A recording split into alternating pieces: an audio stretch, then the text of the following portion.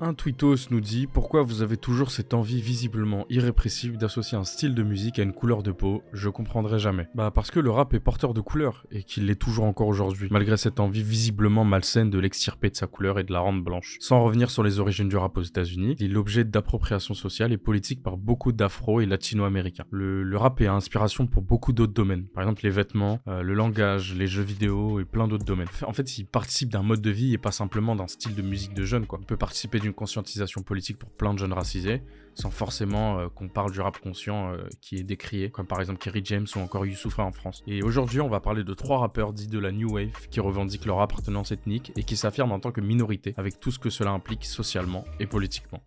Moi je suis noir et je suis fier, j'ai la force, j'ai la fièvre, rien à faire, thug life, il faut pas forcer l'affaire. On va parler d'abord de Maero, rappeur suisse d'origine érythréenne et indienne. Dans l'intro de son EP, qui s'appelle Astral, il dit Africain comme le Prims parolier. Ici, il fait une référence à un des surnoms de Youssoupha. Ouais, Prims parolier, ouais. À l'origine, j'ai rien d'original. Il a été beaucoup mis en avant par les médias dominants, non pas pour sa musique, mais pour sa polémique avec l'autre, la Voldemort. La chanson de Youssoupha, il faut la citer quand même. C'est je mets un billet sur la tête de celui qui fera taire ce con d'Éric Zemmour.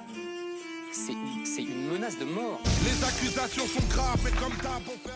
Youssoupha a longtemps été mis sur le côté par le grand public et les radios car son rap serait trop politique et pas assez vendeur. En gros, il est trop noir quoi. Et Maero, il se place donc dans la lignée des rappeurs d'origine africaine qui sont revendicateurs des conditions sociopolitiques des Noirs en France et en particulier pour lui, c'est la Suisse. Dans Rap Mag, il dit ça. C'est toujours la même histoire, sûrement un noir qui a fait naître le rap.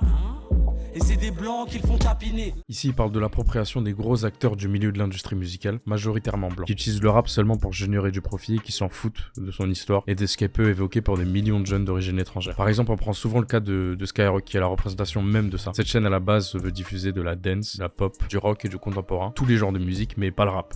Dans leur envie de vouloir toujours plus toucher les jeunes, un virage est fait et Skyrock est pendant longtemps dans les radios mainstream, je cite, premier sur le rap. Maero évoque donc toutes ces appropriations culturelles à but monétaire qui nient l'existence politique de ceux qui la font. Une dernière qui est encore plus évocatrice que les autres. Les blagues sur la couleur de peau quand t'es enfant, c'est bon enfant. Mais là t'es un adulte, ta mère la... Ici, il parle du racisme tourné en second degré, en humour noir, comme certains petits rigolos l'appellent. Maero est donc parmi les rappeurs de la nouvelle génération à évoquer et clamer son identité de racisé en Suisse. Moi je suis noir et je suis fier, j'ai la force, j'ai la fièvre, rien à faire, thug life, il faut pas forcer l'affaire. Après Maero, on va donc parler d'un autre rappeur qui évoque ces mêmes problématiques en Suisse, c'est Runa. Quand je t'ai fait, sauve-moi. Bébé, sauve-moi. Runa est fraîchement signé chez Sublime Records et il a été en vogue l'année dernière avec son projet, Mobus. Il commence son projet avec ça. J'ai rien fait mais je suis arabe et noir, donc ça part en fouille. De toute façon, il y a toujours des policiers proches quand il y a un peu d'arabe ou de noir. Et là, Runa, vu qu'il est les deux, il a 2 fois plus de chance, bref. Il parle de ses doubles origines ici aussi. Là, il en parle encore, mais cette fois en émettant une autocritique. Je te jure, mes ancêtres viennent d'Afrique, je fais du rap, c'est la honte. Et ouais, faire du rap, c'était la honte pendant longtemps. Une explication à ça est le matraquage médiatique vis-à-vis de cette musique. 80% de ce qui est produit dans le rap, ça veut rien dire. c'est de la merde, quoi, je veux dire. Vers un tout se vaut, en gros Mozart vaut le rap. Même si le gangsta rap a joué ce rôle de figure masculine dangereuse, les médias ont utilisé ça pour stigmatiser ceux qui faisaient cette musique, ça veut dire les jeunes d'origine étrangère. Tous les clichés de la banlieue, sur l'islam, sur le rap, tout ça, c'est un package pour les médias dominants blancs. Et il faut cette image du barbare pour faire peur aux blancs et en parler toute la journée, et donc forcément susciter des réactions et du visionnage et faire de l'argent sur ça. Mais il en joue et il rigole de ça avec ces 2 phrases. Un arabe qui paiera, c'est de la bombe. T'inquiète. Un rebeu sur un vélo, c'est soit un dealer, soit un Uber Eats. Avec ces 2 phrases, il utilise 2 grands stéréotypes avec l'arabe liés au terrorisme et aux bombes, notamment avec les médias américains après le 11 septembre. Et aussi, il part de l'image du livreur arabe qui montre une réalité socio-économique liée à l'ubérisation des services. Mais aussi de l'arabe qui deal, qui est aussi une image très ancrée chez les racistes, et ça depuis très longtemps. Runa s'ancre donc et revendique sa double culture arabe et noire pour s'affirmer dans un contexte médiatique et culturel. Lui aussi est suisse, mais en France, c'est la même chose. La dernière personne dont on va parler, c'est un de ses feats dans son album justement Mobus, c'est Khali. Le ciel qui me tombe sur la tête, j'en fais pas un ska, je préfère le chanter. Pour terminer cette vidéo, on va parler de Khali, rappeur d'origine marocaine de la banlieue de Bordeaux. Dans son album, Layla, Khali parle beaucoup de sa mère et on comprend la place qu'elle a pour lui. L'image de sa mère dans son album évoque en fait ses origines. Il évoque souvent la charge de travail énorme de sa mère, par exemple avec ça. Maman fait des journées de 1000 heures. Le paradis sous ses pieds lui fait mal. Dans cette phase, il peint la réalité socio-économique de beaucoup d'enfants d'immigrés. On voit beaucoup les parents venus ici pour essayer de mieux vivre que dans leur pays d'origine. La plupart du temps, ce sont des métiers extrêmement pénibles. Le ménage ou garder des enfants pour les femmes en général. C'est rarement des métiers que l'on choisit de manière libre. Et il le dépeint encore avec cette phrase.